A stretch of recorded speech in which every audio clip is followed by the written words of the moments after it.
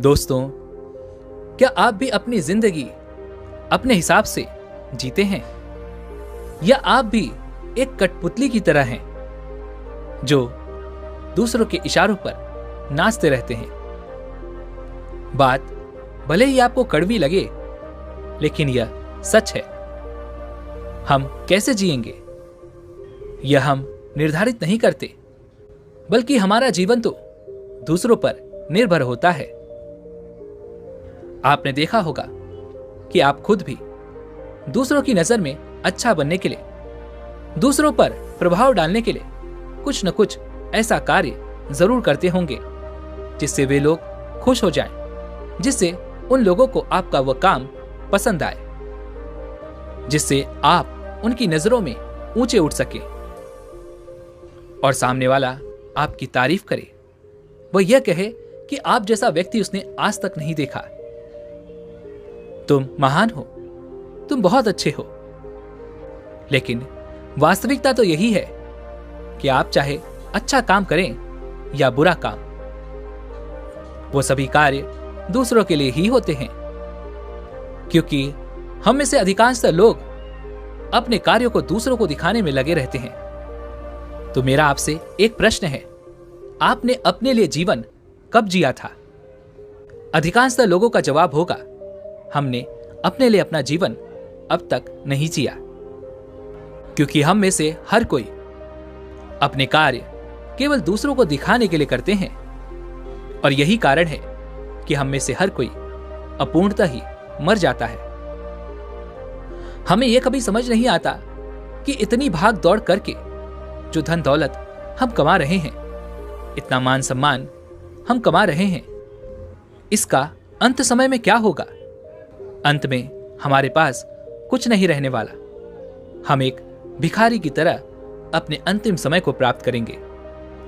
हम अपने जीवन के सम्राट हैं और हमें कोई दुनिया नहीं जीतनी है, बल्कि हमें तो अपना जीवन जीना है, सिर्फ अपने आप को जीतना है।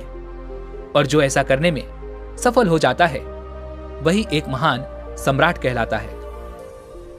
लेकिन हम में से अधिकांशतः लोगों का जीवन केवल इस बात पर अटका होता है कि यदि मैंने ये किया, यदि मैंने वो किया, तो लोग क्या कहेंगे, मेरे बारे में न जाने कैसी कैसी बातें करेंगे। क्योंकि आप अपने से ज्यादा उनके बारे में सोचते हैं। आप अपनी नजरों से ज्यादा उनकी नजरों में ऊंचा उठना चाहते हैं। आप उनकी नजरों में बेहतर होना चाहते हैं। लेकिन वास्तविकता तो यही है, आप चाहे कितनी भी कोशिश कर लें, कितना भी बेहतर बन जाए, लेकिन लोगों का काम कहना ही है, वह कुछ न कुछ तो कहेंगे ही। महात्मा बुद्ध जैसे महान व्यक्तित्व को भी लोगों ने कुछ न कुछ भला बुरा अपशब्द कहे ही थे। तो फिर आप क्या चीज हैं? जबकि महात्मा बुद्ध से पवित्र और संपूर्ण जीवन किसी का नहीं है। इसीलिए लोग क्या कहेंगे, इस बात को अपने मन से निकाल दो और अपने आप पर ध्यान दो, अपने आप को पहचानो। लोग क्या कहेंगे, इस सोच के कारण आप एक यंत्र से बन चुके हैं। हम भी उसी भीड़ का हिस्सा होते जा रहे हैं जिसमें लोग रहना पसंद करते हैं और यह मानने लगे हैं कि भीड़ जो भी कर रही है, जो भी कह रही है, वो सब सच है, सही है। और वास्तविकता देखी जाए तो हम भी इसी भीड़ का एक हिस्सा बन चुके हैं। हम भी इस भीड़ में अपने आप को भूल चुके हैं।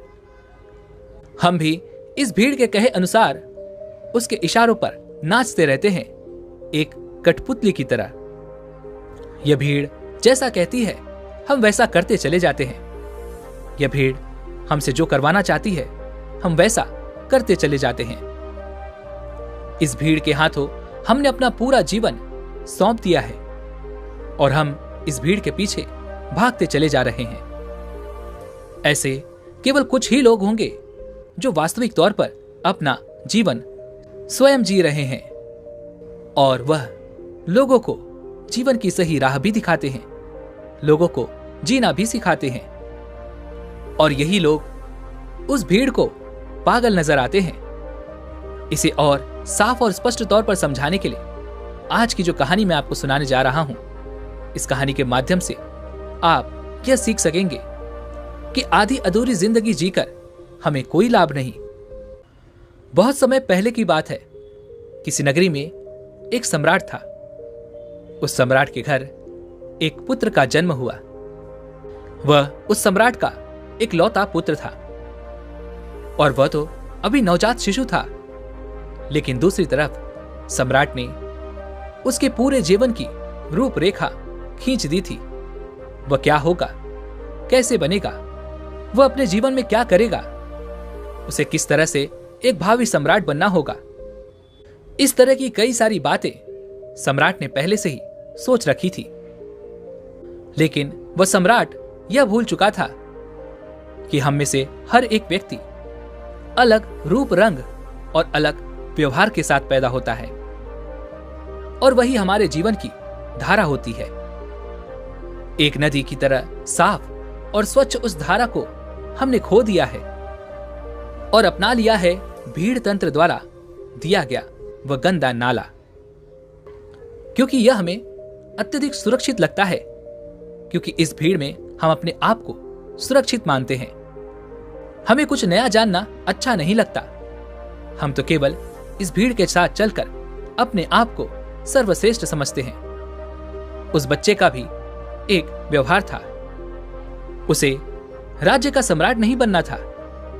उस बच्चे का मन तो बहुत नाजुक था। वह जल्द ही करुणा से भर जाता था। हिंसा से उसे आनंद नहीं आता था। उसे तो नृत्य करना और चित्र बनाना अत्यधिक पसंद था। यही उसकी जीवन धारा थी। यदि वह उस पर चलता तो संपूर्णता को प्राप्त करता। लेकिन उसके पिता को यह सब बिल्कुल पसंद नहीं था, जिस कारण वह सम्राट अपने बच्चे से नाराज रहने लगा। उसने हर वह जतन कर दिया जिससे उसका बच्चा सम्राट बनने के लिए आगे बढ़ सके, उसमें सम्राट के सर्वश्रेष्ठ गुण आ सके। लेकिन उस बच्चे को कोई फर्क नहीं पड़ रहा था। ऐसे ही धीरे धीरे समय बीतता गया और समय के साथ साथ अब वह युवराज बड़ा होने लगा था। लेकिन आपने अपने आसपास यह तो जरूर देखा होगा कि बच्चे तो अपने में ही मग्न रहते हैं। उनके आसपास इस दुनिया में क्या हो रहा है उन्हें उस चीज से कोई मतलब नहीं होता। वह तो बस अपने खेल में मग्न रहते हैं। वह तो बस अपने आप में मग्न रहते हैं।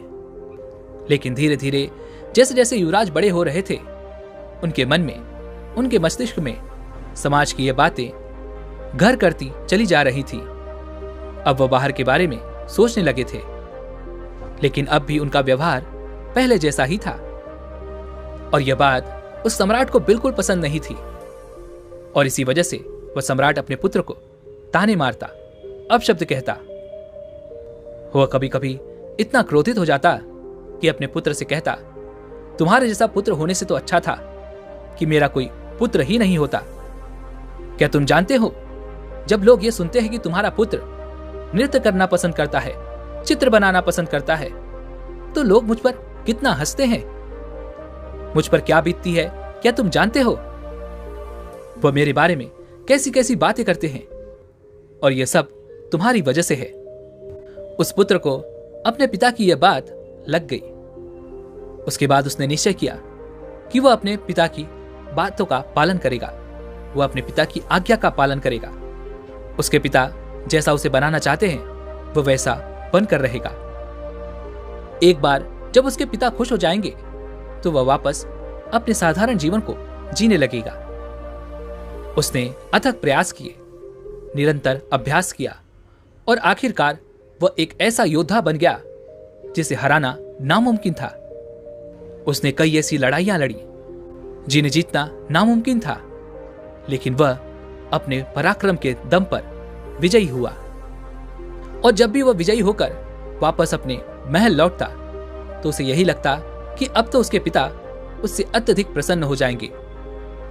लेकिन हर बार जब वह विजयी होकर घर लौटता तो उसके पिता उससे केवल एक ही बात कहते, बेटा तुम्हें तो अभी और सीखना है, अभी तुम पूर्ण रूप से एक योद्धा नहीं बने हो। और इसी वजह से वह अपने पिता की नजरों में पूरा होने के लिए दिन रात मेहनत करता, अपनी पूरी ताकत लगा देता। लेकिन ऐसा समय कभी नहीं आया और धीरे धीरे वह पुत्र अपने आप को भुला चुका था कि वह क्या है और वह क्या करना चाहता है। धीरे धीरे उसके अंदर की करुणा क्रूरता बन चुकी थी। दोस्तों, हमारे साथ भी हमारे जीवन में कुछ ऐसा ही होता है। लोगों की परवाह करते करते, जिम्मेदारियां निभाते निभाते हम अपने आप को ही भूल जाते हैं और एक ऐसी जिंदगी को अपना लेते हैं जो हमारी है ही नहीं। लेकिन सबसे खुशकिस्मत तो वो लोग होते हैं जो सही मायने में अपना जीवन जीते हैं। वह वही करते हैं जो वो करना चाहते हैं।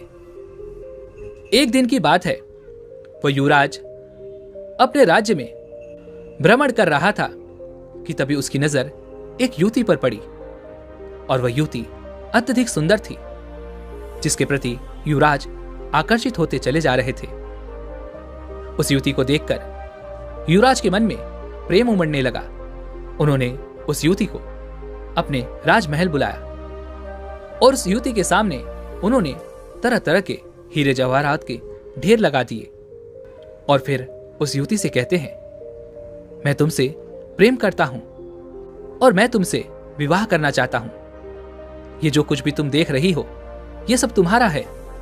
बस मेरे विवाह के प्रस्ताव को स्वीकार कर लो। इस पर वह युवती क्रोधित होकर युवराज से कहती है, हे युवराज, मैं आपसे प्रेम नहीं करती। भला यह कंकड़ पत्थर लेकर मैं क्या करूंगी? यदि तुम सच में मुझसे प्रेम करते हो तो मुझे तुम्हारी सबसे प्रिय चीज चाहिए। क्या तुम मुझे दे सकोगे? इस पर वह युवराज कहता है, सुंदरी, जो कुछ तुम चाहो वो मैं तुम्हें देने के लिए तैयार हूं। इस पर वह युवती कहती है, हे युवराज, मुझे आपका ये राजमहल, ये राजपाट, ये शानो शौकत नहीं चाहिए।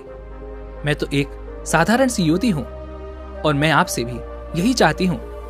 क्या आप मेरे साथ एक साधारण युवक बनकर जीवन व्यतीत कर पाएंगे? क्या मेरे साथ एक साधारण युवक बनकर चल सकेंगे? अपना यह राजपाट, ये शानो शौकत क्या आप छोड़ सकेंगे?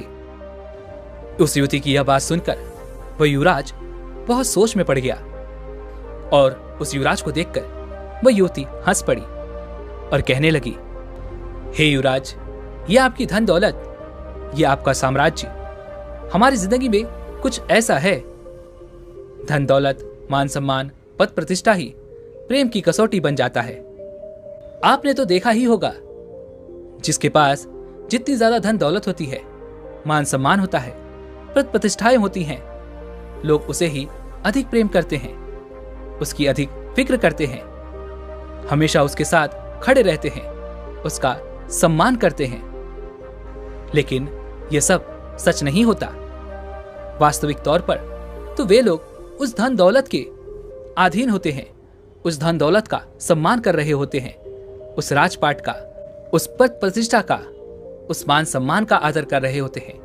वे लोग उसकी वाहवाही कर रहे होते हैं, उसी की प्रशंसा कर रहे होते हैं, जो कि एक दिखावा है, जो कि एक झूठ है।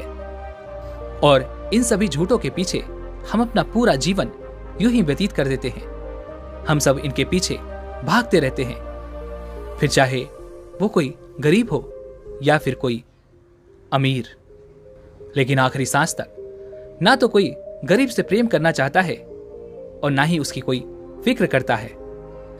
लेकिन यदि आप किसी को धन दौलत, मान सम्मान, पद प्रतिष्ठा दिखाएंगे तो वो अवश्य ही आपकी झूठी तारीफ करेगा और वह आपका झूठा सम्मान भी करने के लिए तैयार रहेगा। वो आपसे केवल इसलिए जुड़ा रहेगा क्योंकि उसे वे सारी चीजें पसंद है, ना कि आप। उस युवती की ये सारी बातें सुनकर युवराज एक बार फिर से कुछ देर के लिए सोच विचार करने लगते हैं और कुछ देर बाद वह उस युवती से कहते हैं, मैं तुम्हारे साथ चलने के लिए तैयार हूं। जैसा तुम चाहती हो, मैं एक साधारण जीवन जीने के लिए तैयार हूं। बस मैं अपने माता पिता को इसकी सूचना देना चाहता हूं, अपने माता पिता से आज्ञा लेना चाहता हूं। जैसे ही सम्राट को यह पता चला कि युवराज यह राज्य छोड़कर जा रहे हैं, और वह भी एक साधारण सी लड़की के लिए। उसने तुरंत ही अपने सैनिकों को आदेश दिया कि उस लड़की और युवराज को बंदी बनाकर राज दरबार में पेश किया जाए। सैनिकों ने बिल्कुल ऐसा ही किया। उन्होंने उस लड़की और युवराज को बंदी बनाकर राज दरबार में पेश किया। उधर दूसरी तरफ उस सम्राट ने उस लड़की को जासूसी के आरोप में मृत्यु दंड दे दिया। वह राजा यह भूल चुका था कि जब हमारे हाथों में शक्ति होती है, हमारे हाथों में ताकत होती है, तो हम न्याय और अन्याय के बीच का फर्क भूल जाते हैं। हमें तो केवल बस यही लगता है कि हम जो कुछ कर रहे हैं वही सही है। हम अपने आप को सर्वशक्तिमान समझने लगते हैं। इस मृत्यु दंड के बारे में सुनने के बाद वह लड़की राजा से कहती है, हे राजन, इसमें मेरा क्या दोष है? इसमें मैंने क्या किया है? आपके ही पुत्र युवराज ने मुझे यहां पर आने का अनुग्रह किया था और मैं उनकी ही विनती पर यहां आई थी। इसलिए मुझे मृत्यु दंड देने का आपको कोई अधिकार नहीं है। उधर दूसरी तरफ युवराज भी अपने पिता को समझाने का हर मुमकिन प्रयास करते हैं, लेकिन उसके पिता मानने को तैयार नहीं थे। उसने अपने पिता से कहा, पिताजी, यदि आप इस लड़की को छोड़ देंगे तो आप जैसा कहेंगे मैं वैसा ही करूंगा। यह बात सुनकर वह सम्राट अत्यधिक प्रसन्न हुआ और उस सम्राट ने उस लड़की को जाने दिया। उसके बाद उस सम्राट ने अपने राजकुमार का विवाह राजकुमारी के साथ किया। वह राजकुमारी बहुत ही महत्वाकांक्षी थी। वह जल्द से जल्द महारानी बनना चाहती थी और इसके लिए उनके पिता का मरना जरूरी था, अर्थात युवराज के पिता का मृत्यु को प्राप्त करना आवश्यक था। और ऐसी स्थिति में जब पति पत्नी के प्रेम के बीच में महत्वाकांक्षाएं उत्पन्न हो जाएं और प्रेम की जगह ले लें, तब उनके जीवन में केवल दुख ही दुख होता है। और यदि हम आज के समय की बात करें तो आज के समय पर पति और पत्नी दोनों ही महत्वाकांक्षी होते हैं, जिस कारण उनके जीवन में प्रेम के लिए कोई जगह नहीं बचती। और जिसे वह प्रेम समझते हैं वह तो वास्तविक तौर पर उनका लालच होता है, उनका स्वार्थ होता है। आगे वह राजकुमारी राजकुमार से कहती है कि अब आपके पिता बूढ़े हो चुके हैं, अब आपको ही इस राज्यभार को संभालना चाहिए। अब वह इतने बूढ़े हो चुके हैं कि उनसे यह राजपाट नहीं संभलता, वह उसे ठीक से नहीं चला पा रहे हैं और वह अब उसके काबिल भी नहीं है। और बुढ़ापे में अक्सर ऐसा ही होता है, हम किसी भी कार्य को ठीक ढंग से नहीं कर पाते, हमारे लिए हर कार्य बोझ बन जाता है। राजकुमारी की यह बात सुनकर राजकुमार भी राजकुमारी की बातों से सहमत हो जाता है। राजकुमार को तो यह पता ही नहीं था कि मन ही मन वह अपने पिता से नाराज है और मन ही मन वह अपने पिता के खिलाफ क्रोध को पाल रहा है। वह तुरंत ही अपने पिता के पास गया। उसने सम्राट से कहा, पिताजी, अब आप बूढ़े हो चुके हो और आपको अब आराम करना चाहिए। आप मुझे सम्राट घोषित कर दो, अब से मैं इस राज्यभार को संभालूंगा। इस पर वह सम्राट युवराज से कहता है, बेटा, तुम अभी इस काबिल नहीं हुए हो कि मैं तुम्हें यह पूरा राज्यभार सौंप दूं। तुम जिस दिन इसके काबिल हो जाओगे, मैं तुम्हें स्वयं ही इस राज्य का सम्राट घोषित कर दूंगा। ऐसे ही काफी समय बीत चुका था। धीरे धीरे उस राज्य में सब कुछ बदलता जा रहा था और इधर राजकुमार मन ही मन अपने पिता के खिलाफ षड्यंत्र कर रहा था। उसके मन में जो क्रोध पल रहा था वह अब एक चिंगारी से आग का रूप ले चुका था। वह मन ही मन अपने पिता का दुश्मन बन चुका था। इधर राजकुमारी ने राजकुमार के पिता को रास्ते से हटाने का एक उपाय बनाया। उस समय पड़ोसी राज्य के राजा ने इस राज्य पर आक्रमण किया था और इसी युद्ध के दौरान वह राजकुमारी चाहती थी कि सम्राट मृत्यु को प्राप्त हो जाए। इस युद्ध के दौरान राजकुमारी ने कुछ ऐसा उपाय किया था कि जब वह अकेले पड़ जाएं, तो पीछे से उस पर वार किया जाए। लेकिन युद्ध के दौरान ठीक इसका उल्टा हो गया। सम्राट की जगह पर वो युवराज दुश्मनों के बीच फंस गया था। और जब सम्राट ने यह देखा तो वह अपने पुत्र को बचाने के लिए घोड़ी पर सवार वो पुत्र की ओर आगे बढ़े। इस दौरान युवराज ने सोचा, यही सबसे सही मौका है, मैं अपने पिता के पीछे वार कर देता हूं और पूरा राज्य फिर मेरा होगा। जैसे ही युवराज यह सोच रहा था, तभी पीछे से एक दुश्मन ने युवराज पर वार किया, लेकिन तभी सम्राट ने उस वार को अपनी छाती पर ले लिया। वह तलवार सम्राट के सीने को चीरती हुई आर पार हो गई और सम्राट जमीन पर गिर गया। यह देखकर युवराज के हाथों से तलवार छूट गई। उसने तुरंत ही अपने पिता को अपने घोड़े पर उठाया और वहां से निकल गया। रास्ते में सम्राट ने अपने बेटे से कहा, बेटा, अब तुम काबिल हो चुके हो और मैं तुम्हें इस राज्य का सम्राट घोषित करता हूं। जाओ और अपने राज्य को बचा लो। इस राज्य को तुम्हारी जरूरत है। तुम जैसे वीर योद्धा पर मुझे गर्व है। इतना कहकर वो सम्राट वीर गति को प्राप्त हो गया। अपने पिता के मुख से ये सारी बातें सुनकर राजकुमार का मन पिघल गया। उसके मन में जो क्रोध था वो पूरी तरह से करुणा में बदल गया। तब उसे एहसास हुआ कि वो अपने पिता से प्रेम करता है, नफरत नहीं। उसे आत्मग्लानि होने लगी। वह तुरंत ही वापस युद्ध भूमि पर लौटा और अपने पिता की याद में उसने इस युद्ध को तो जीत लिया, लेकिन अपने आप से हार गया। वापस महल लौटकर राजकुमार ने राजकुमारी को आजीवन कारावास का दंड दे दिया। दोस्तों, हमारे जीवन में भी कुछ ऐसा ही होता है। हमारे आसपास ऐसे बहुत से लोग होते हैं जो हमें हमेशा कुछ अच्छी तो कुछ कड़वी बातें कहते ही रहते हैं और उनकी हर बात हमें आईना सा दिखा जाती है। लेकिन हम ऐसे लोगों को ढूंढते रहते हैं जो हमारी हां में हां मिला सके, वह हमारी गलती को गलती ना कहें। और ऐसे लोग हमें बहका सकते हैं क्योंकि हम पहले से ही बहकने के लिए तैयार बैठे हैं। जो भी कुछ हम कह रहे हैं, जो भी कुछ हम कर रहे हैं, वो सब सही है। हम कुछ ऐसे लोग चाहते हैं जो हमारे इस हां में हां मिला सके और हमारा साथ दे सके। राजकुमार बहुत दुखी था।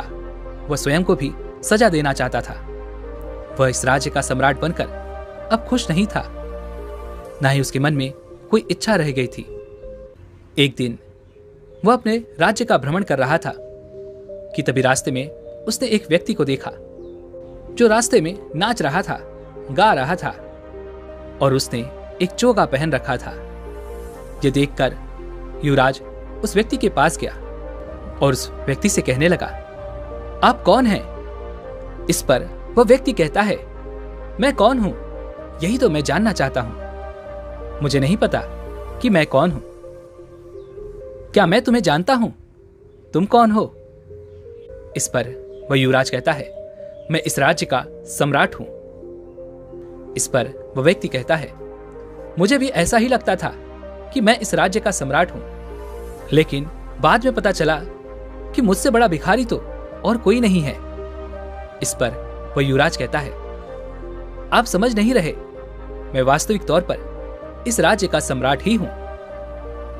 इस पर वह व्यक्ति कहता है, हां हां, मैं जानता हूं कि इस राज्य के सम्राट तुम हो, लेकिन कभी इस राज्य का सम्राट मैं भी था और मैंने ही अपने हाथों तुम्हारे पिता को यह राज्य सौंपा था और तुम्हारे पिता मेरे सेनापति हुआ करते थे और तुम्हें और तुम्हारे पिता को यह तक नहीं पता होगा कि जिस लड़की के लिए तुमने अपना घर बार छोड़ना चाहा था, जिस लड़की को तुम्हारे पिता ने मृत्युदंड देना चाहा था, वह पुत्री मेरी ही है। यह सुन वह युवराज उस व्यक्ति के चरणों में गिर पड़ा और कहने लगा, मैंने अपने पिता से आपके बारे में बहुत कुछ सुना है। अब आप ही मुझे बताइए कि मैं आगे क्या करूं।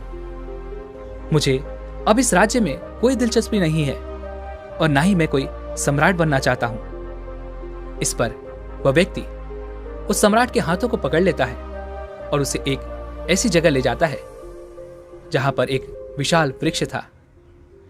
उस वृक्ष की ओर इशारा करते हुए वह सम्राट से कहता है, उस वृक्ष को देखो, इस वृक्ष की तरह सम्राट बनो।